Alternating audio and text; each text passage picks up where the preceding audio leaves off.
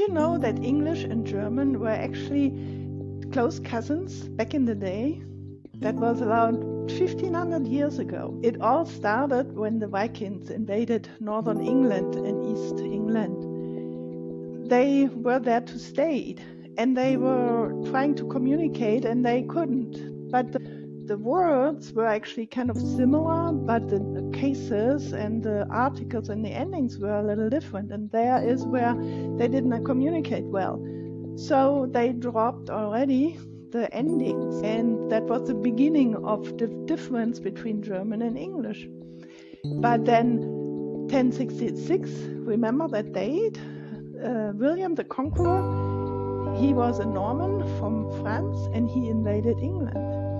And then there was French, and French was now the official language. French was then the language which everybody spoke. It was used in court, it was used in schools, it was the language of the prestige. Latin was used in church. And the English, that was the communication between servants and so on, and it was the common language, but not an official language anymore. And it was especially not written anymore, since everything written was in French or at church in Latin. So English wasn't written down anymore, it was just oral, it was just spoken.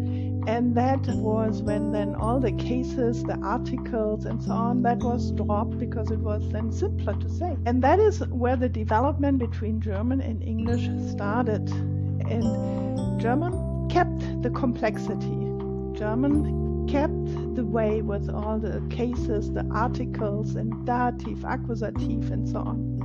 Well, why do we need these cases?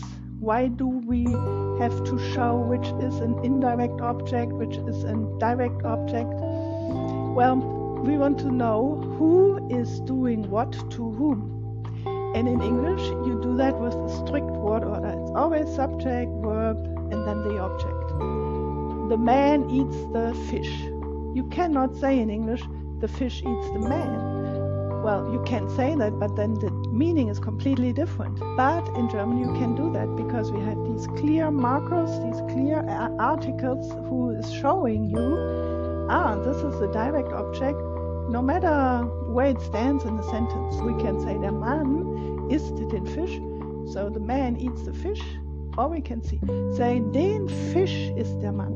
We keep the article, we put the direct object in the front of the sentence, and it stays the same meaning. It's still the man who eats the fish, even though the order in the sentence is completely different.